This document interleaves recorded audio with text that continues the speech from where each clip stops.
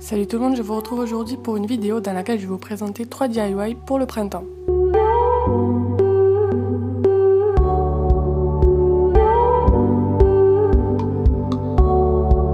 Pour le premier DIY qui est un cadre en papier tissé, vous aurez besoin d'une feuille blanche, de plusieurs feuilles colorées, d'un cutter et d'une colle.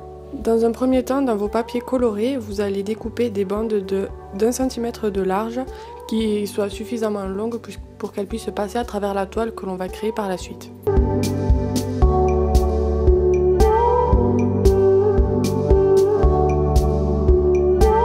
Ensuite, il vous faut couper des bandes verticales de 1 cm de largeur en laissant une marge en haut et en bas d'au moins 1 cm également, afin que les bandes restent attachées à la feuille de papier sur les parties supérieures et inférieures. Cette feuille blanche sera la toile de tissage que l'on va utiliser par la suite. Maintenant, il ne vous reste plus qu'à tisser votre toile. Pour cela, vous prenez vos bandes de papier coloré et vous les passez une fois dessus, une fois dessous la feuille blanche. Bien sûr, j'ai fait ici un motif assez complexe. Je vous renvoie sur le blog pour retrouver un motif un peu plus simple que je vous ai aussi détaillé.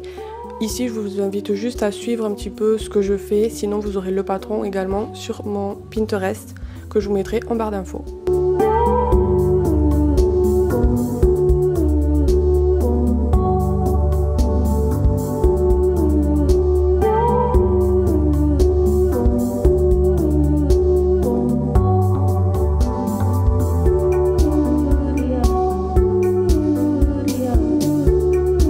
Une fois que votre tissage est terminé, vous retournez votre toile à tisser et vous allez coller les languettes de papier sur les côtés.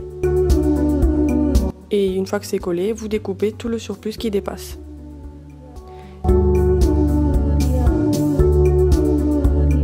Il ne vous reste plus qu'à le mettre dans un cadre avec un fond blanc et voilà le résultat. Ici donc je vous ai fait un motif assez complexe, mais voici celui que j'ai réalisé sur le blog que vous pouvez retrouver en cliquant juste en barre d'infos.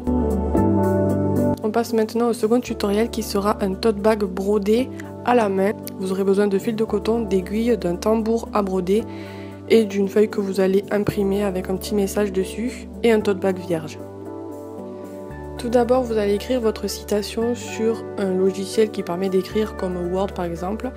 Puis vous allez l'enregistrer en tant que photo, donc vous allez faire une capture d'écran de votre écran. Une fois que la citation est choisie, vous choisissez la police, etc., la taille.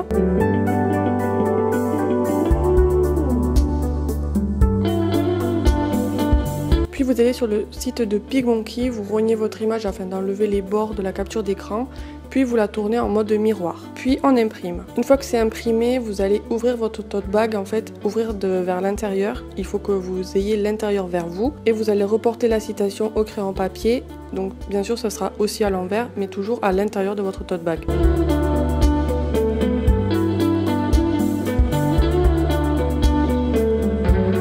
Ensuite, on va s'attaquer au tambour. Pour cela, vous mettez une partie du tambour à l'intérieur du tote bag et une à l'extérieur. Puis vous allez resserrer votre tambour avec les deux parties les unes sur les autres en veillant à ce que votre tissu soit extrêmement bien tendu si vous voulez vraiment un résultat parfait. Vous prenez ensuite votre fil de coton de la couleur que vous souhaitez. Vous allez couper une bonne longueur. Moi, j'ai pris, il me semble, 1,30 m. Puis vous le repliez sur lui-même afin qu'il soit doublé. Vous nouez et vous passez le tout dans une aiguille. Puis on commence à broder, toujours à l'intérieur du tote bag, en effectuant des lignes horizontales afin de relier les contours de vos lettres. Bien sûr, il faut que votre police soit une police qui ait des contours de lettres assez épaisses pour pouvoir réaliser cette étape. Si jamais vous avez comme moi des lettres assez arrondies, vous allez à certains moments vous retrouver à devoir un petit peu improviser car on ne pourra plus trop faire de lignes horizontales. Et du coup, le but c'est de trouver une astuce pour pouvoir tourner un peu sur place. Donc moi souvent ce que je faisais c'est re-rentrer le fil dans le même trou de manière à ce qu'on puisse tourner autour de ce trou en fait. Je pense tout de même que les images parlent mieux que ce que moi j'explique, mais si jamais vous avez des questions, n'hésitez pas dans les commentaires, je vous répondrai.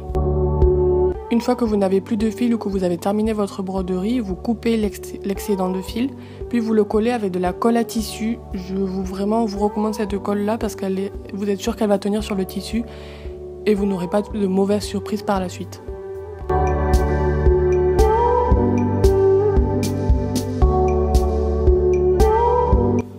Pour ma part, comme vous le voyez, j'ai écrit une citation avec un mot coloré. Bien sûr, vous faites vraiment ce que vous voulez avec les couleurs que vous souhaitez, etc.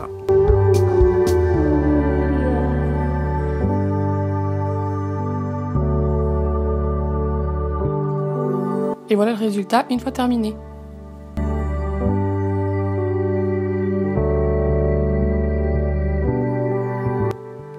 On passe maintenant au troisième et dernier tutoriel qui sera un petit carnet réalisé entièrement à la main dans lequel vous pourrez marquer tout ce qui vous passe par la tête et qui est très pratique à mettre dans son sac.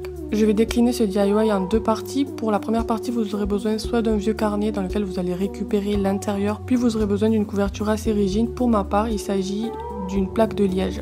Donc pour la première étape, il vous faut reporter la taille de votre carnet que vous avez utilisé sur votre plaque de liège en laissant 3 mm de marge sur chaque côté. Vous repliez ensuite votre plaque de liège en deux, vous mettez de la colle au milieu et vous repositionnez votre bloc de papier sur cette colle et vous attendez que ça sèche bien.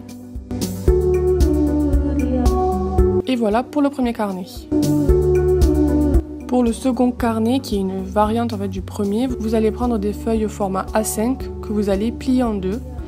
Et pareil, vous allez reporter donc la couverture de la même manière que pour le précédent. Il vous faut ensuite une agrafeuse qui s'ouvre en deux. Donc vous ouvrez votre agrafeuse en deux, vous retournez votre ouvrage et vous prenez une gomme et vous allez placer la gomme à l'endroit où vous voulez mettre votre première agrafe. Puis vous agrafez et normalement l'agrafe devait se planter dans la gomme. Si ce n'est pas le cas, c'est que vous avez trop de feuilles et dans ce cas-là, il vous faut enlever un petit peu de feuilles. Puis vous rentrez les agrafes vers l'intérieur à l'aide d'un ciseau. J'ai fait ça moi en haut et en bas de mon petit carnet. Bien sûr, s'il est plus grand votre carnet, vous pouvez mettre plus d'agrafes. Et voilà, le tour est joué, vous avez votre petit carnet réalisé.